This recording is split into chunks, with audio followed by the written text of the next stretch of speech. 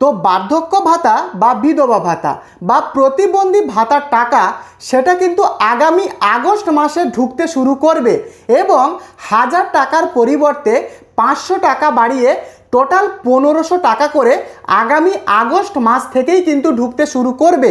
তো আগস্ট মাসের কত তারিখ থেকে টাকা ঢুকতে শুরু করবে সেটা কিন্তু মুখ্যমন্ত্রী স্পষ্ট জানিয়েছেন এবং এই 1500 টাকা পাওয়ার জন্য আবারও নতুন করে কি ফর্ম ফিল আপ করতে হবে এই নিয়ে আপনারা অনেকেই কমেন্ট করেছেন। দেখুন, ফর্ম ফিল আপ করতে হবে কি না এই 1500 টাকা পাওয়ার জন্য সেটাও কিন্তু আমি আপনাদের জানাবো এই ভিডিওতে এবং তার সাথে সাথে আগামী মাসে যে 1500 টাকা করে ব্যাংক অ্যাকাউন্টে ঢুকবে কোন ভুলগুলো থাকলে আপনার টাকা ব্যাংক অ্যাকাউন্টে নাও ঢুকতে পারে সেটাও কিন্তু জানাবো। যদি এই 3 থেকে 4টে ভুল আপনার ব্যাংক অ্যাকাউন্টে থাকে তাহলে কিন্তু আপনার টাকা ব্যাংক অ্যাকাউন্টে নাও ঢুকতে পারে। তাই ভিডিওটিকে একদম স্কিপ করবেন না, কারণ স্কিপ করলে কিন্তু আপনারাই সমস্যার মুখে পড়বেন। তাই ভিডিওটিকে শেষ পর্যন্ত দেখুন এবং যারা অনেক দিন হয়ে গেল, অনেকের 1 বছর 2 বছর 3 বছর হয়ে গেল কিন্তু তাদের পেনশনের যে স্ট্যাটাস সেটা কিন্তু বর্তমানে পেন্ডিং দেখাচ্ছে, সেটাও কিন্তু আমি আপনাদেরকে জানাবো। তার সাথে সবথেকে বড় যেটা গুরুত্বপূর্ণ যে লাইফ সার্টিফিকেট নিয়ে কিন্তু বড় আপডেট রয়েছে। দেখুন, লাইফ সার্টিফিকেট ছাড়া কিন্তু পেনশনের টাকা পাওয়া যাবে না। অত্যন্ত গুরুত্বপূর্ণ আপডেট, ভিডিওটিকে একদম শেষ পর্যন্ত দেখুন। আর যদি আপনারা এই চ্যানেলে নতুন হন প্রত্যেককে অনুরোধ করব যে চ্যানেলে নতুন হলে অবশ্যই সাবস্ক্রাইব করে ভিডিওটিকে অবশ্যই লাইক করে দেবেন। তো প্রথমে আসি, অনেক মানুষ রয়েছেন, অনেক বৃদ্ধ মানুষেরা রয়েছেন যাদের কিন্তু অনেক দিন থেকে তাদের কিন্তু স্ট্যাটাসটা পেন্ডিং রয়েছে এবং অনেক দাদা দিদি ভাই বোন যারা রয়েছেন তাদের কিন্তু প্রতিবন্ধী ভাতার স্ট্যাটাস বা বিধবা ভাতার স্ট্যাটাস অনেক দিন থেকে কিন্তু তাদের পেন্ডিং রয়েছে, অ্যাপ্রুভ কোনো মতেই হচ্ছে না। তো তারাই কিন্তু আমাকে কমেন্ট করেছেন যে এই মতো পরিস্থিতিতে বর্তমানে আমার কি করণীয়। তো ভালোভাবে বুঝুন। দেখুন, বর্তমানে samarth.wb.gov.in এই ওয়েবসাইট থেকে কিন্তু বর্তমানের স্ট্যাটাস দেখা যাচ্ছে। আর একবার আপনারা চেক করুন, যদি এখনও আপনাদের পেন্ডিং দেখায় তাহলে কিন্তু আমি আপনাদেরকে বলতে পারি আর সময় নষ্ট না করে আপনাদের যে বিডিও অফিস রয়েছে বা সংশ্লিষ্ট যে এসডিও অফিস রয়েছে সেখানে গিয়ে একবার আপনার কি ভুলের জন্য যে এখনও পেন্ডিং রয়েছে সেটা একবার যাচাই করুন এবং প্রয়োজনে কিন্তু তারা সংশোধনও করে দেবে। এবারে প্রশ্ন, এই যে অনেকের 1 বছর 2 বছর 3 বছর এমন মানুষও রয়েছেন যাদের 5 বছর থেকে এই পেন্ডিং লেখাটা রয়েই গেছে, মানে তাদের অ্যাপ্রুভ কিন্তু হচ্ছে না। তো দেখুন কি কারণের জন্য এগুলো হচ্ছে সেগুলো ভালোভাবে বুঝুন। দেখুন, মেন যে কারণ সেটা কিন্তু সরকারি তহবিল এবং বাজেট বরাদ্দ। মানে আমাদের রাজ্যে যতজন মানুষ আবেদন করেছেন তাদের কিন্তু প্রত্যেককে এই টাকাটা দেওয়া হবে না, কারণ ইতিমধ্যে আমাদের রাজ্যে 21 লক্ষ মানুষের কিন্তু অ্যাকাউন্টে টাকাটা দেওয়া হচ্ছে এবং রিসেন্ট 5 লক্ষ বাড়ানো হয়েছে। অতএব 26 লক্ষ উপভোক্তাদের বার্ধক্য বিধবা বা প্রতিবন্ধী ভাতার টাকা কিন্তু দেওয়া হচ্ছে। তো এই কোটার বাইরে কিন্তু টাকা দেওয়া হবে না। এবারে প্রশ্ন দেখুন, আবারও যতদিন না সরকার নতুন করে রাজ্যে বাজেট বরাদ্দ করবে বা তহবিলের জন্য যে টাকা বরাদ্দ যতদিন না করবে তার জন্য কিন্তু আপনাদের এই পেন্ডিং লেখাটা কিন্তু থেকেই যাবে। বাজেট বরাদ্দ কিন্তু হতে হবে, তারপরে কিন্তু অ্যাপ্রুভ হবে। এবং রাজ্যে কিন্তু প্রচুর মানুষ কিন্তু আবেদন করেছেন এবং তাদের যে আবেদন সেটা কিন্তু যাচাইকরণ বা ভেরিফিকেশান করতেও সরকারের সময় লাগছে, ফলে কিন্তু পেন্ডিং লেখাটা রয়েছে এবং অনেকের নথিপত্রের সমস্যা রয়েছে। মানে তারা যে ডকুমেন্টগুলো দিয়েছে সেগুলো কিন্তু অনেক সময় ম্যাচ করছে না, নামের সাথে আধার কার্ডের ম্যাচ নেই, ব্যাংক পাসবুকের ম্যাচ হচ্ছে না, এই জন্য কিন্তু একটু ডিলে হচ্ছে। তবে যদি আপনি যোগ্য হন আপনি কিন্তু আপনাদের অ্যাপ্লিকেশনটা আপনার অ্যাপ্রুভ করে দেবে। এবারে বলি, আগস্ট মাসের যে 1500 টাকা করে ঢুকবে সেটা কবে থেকে ঢুকবে। পাশে কিন্তু আমি একটা নোটিশ আমি কিন্তু শেয়ার করেছি, দেখতেই পাচ্ছেন পরিষ্কার লেখা রয়েছে যে 1 আগস্ট থেকে এই যে 1500 টাকা সেটা কিন্তু কার্যকর হবে। মানে 1 আগস্ট থেকে উপভোক্তাদের ব্যাংক অ্যাকাউন্টে 1500 টাকা ঢুকতে শুরু করবে এবং এক সপ্তাহের মধ্যে কিন্তু অধিকাংশ মানুষের অ্যাকাউন্টে এই টাকা ঢুকে যাবে। অতএব 1 আগস্ট থেকে বার্ধক্য বিধবা বা প্রতিবন্ধী ভাতার কিন্তু টাকা ঢুকতে শুরু করবে। 1500 টাকা করে কিন্তু আপনারা এবার থেকে পাবেন যারা যোগ্য। আপনারা অনেকেই আমাকে কমেন্ট করে জানিয়েছেন এই 1500 টাকা পাওয়ার জন্য আমাদের কি আবারও নতুন করে এই বার্ধক্য বিধবা বা প্রতিবন্ধী ভাতার আবেদন করতে হবে? না, নতুন করে কিন্তু আবেদন করতে হবে না। যদি আপনি এর আগে থেকে টাকা পেয়ে আসছেন, মানে বার্ধক্য বিধবা বা প্রতিবন্ধী ভাতার 1000 টাকা করে যদি আপনি আগে থেকে পেয়ে থাকেন, তাহলে কিন্তু এই 1500 টাকা পাওয়ার জন্য আর দ্বিতীয়বার করে কোনো ফর্ম ফিল আপ কিন্তু করতে হবে না। অটোমেটিকভাবে আপনাদের অ্যাকাউন্টে কিন্তু 1500 টাকা করে ঢুকতে শুরু করবে আগামী 1 আগস্ট থেকে।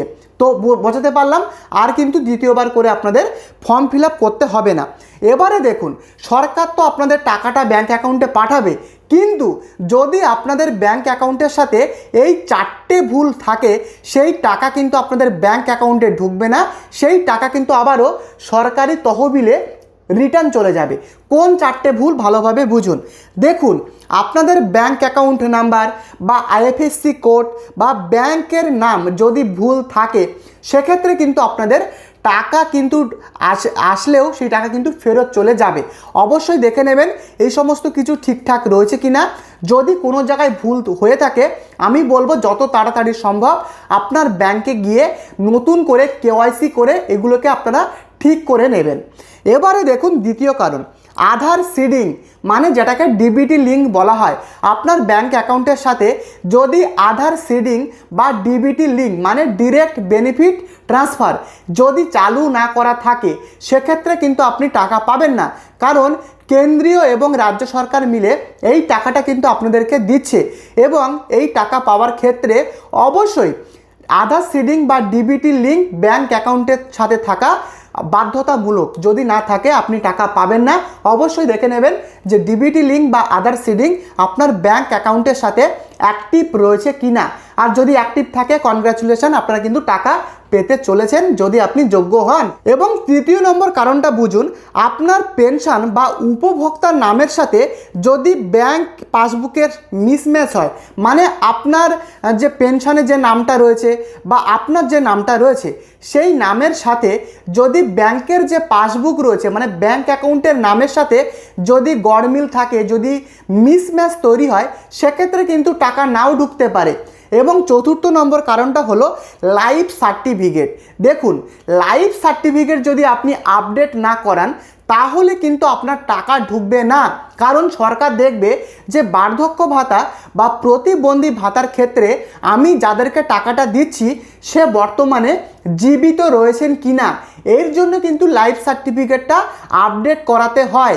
যদি আপডেট করানো না থাকে, সেক্ষেত্রে কিন্তু আপনার টাকা নাও ঢুকতে পারে। লাইফ সার্টিফিকেট কিন্তু অত্যন্ত জরুরি। তো এই লাইফ সার্টিফিকেটের বিষয়টা আমি একটু আপনাদের পরে বলছি। তার আগে বলি, পেনশনের আবেদন কি কারণে রিজেক্ট হতে পারে। আমি কিন্তু 5টা কারণ বলবো।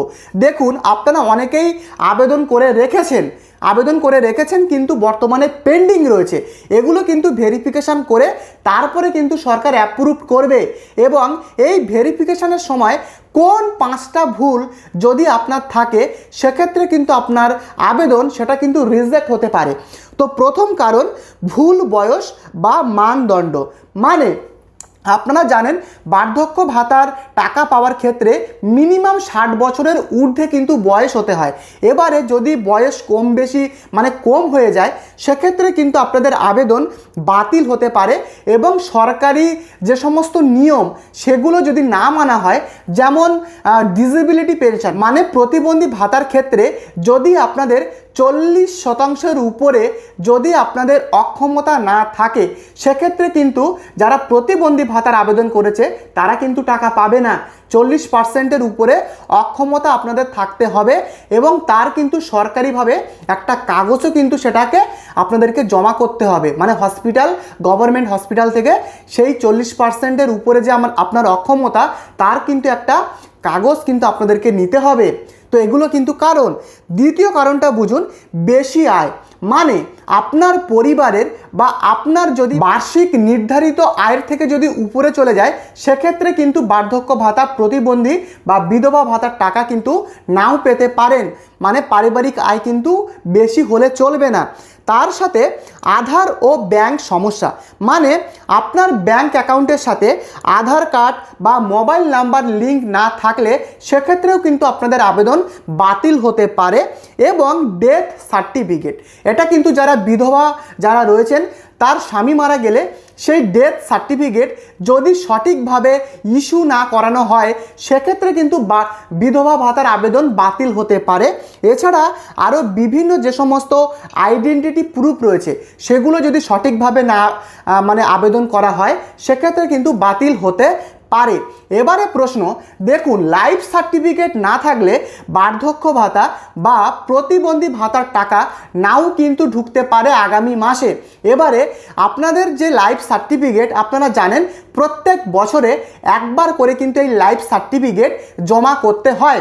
এবারে যদি আপনার এই লাইফ সার্টিফিকেট আপডেট করানো না থাকে, সেক্ষেত্রে কিন্তু আগামী আগস্ট মাসের 1500 টাকা নাও আপনার ব্যাংক অ্যাকাউন্টে ঢুকতে পারে। এবারে এই লাইফ সার্টিফিকেটটা আপনি বানাবেন কিভাবে, ভালোভাবে বুঝুন। একটা হলো আপনি আপনার ব্যাংক বা পোস্ট অফিসে গিয়ে কিন্তু আপনি আপনার লাইফ সার্টিফিকেটটা নতুন করে ইস্যু করাতে পারবেন। আর একটা হলো আপনি আপনার বাড়িতে বসেই অনলাইনে নিজের মোবাইল থেকেই আপনি কিন্তু আপনার লাইফ সার্টিফিকেট বানাতে পারবেন, যেটা হলো জীবন প্রমাণ পোর্টাল। এই অ্যাপটা কিন্তু প্লে স্টোর থেকে ডাউনলোড করা যায় এবং এই অ্যাপ থেকেই কিন্তু আপনারা বাড়িতে বসেই আপনাদের কিন্তু লাইফ সার্টিফিকেট বানাতে পারবেন। তো আপনারা কারা কারা বাড়িতে বসে লাইফ সার্টিফিকেট বানাতে চান, যদি আপনারা প্রত্যেকে ম্যাক্সিমাম কমেন্ট আমাকে করেন, তাহলে কিন্তু এই বিষয়ে কিভাবে আপনারা লাইফ সার্টিফিকেট বাড়িতে বসেই বানাবেন সেই বিষয়ে কিন্তু একটা গোটা ভিডিও আমি আনবো। তো কারা কারা এই লাইফ সার্টিফিকেট বাড়িতে বসে বানাতে চান, তারা কিন্তু প্রত্যেকে আমাকে কমেন্ট করবেন।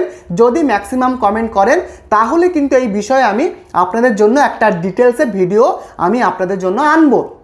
তো এই কিন্তু বার্ধক্য, বিধবা বা প্রতিবন্ধী ভাতার গোটা আপডেট। যদি আপনাদের ভিডিওটি ইনফরমেটিভ বা ভালো লাগে, প্রত্যেককে অনুরোধ করব, চ্যানেলে নতুন হলে অবশ্যই চ্যানেলটিকে সাবস্ক্রাইব করে প্রত্যেকে ভিডিওটিকে লাইক করে দেবেন। পরবর্তী ভিডিওতে দেখা হচ্ছে। ধন্যবাদ।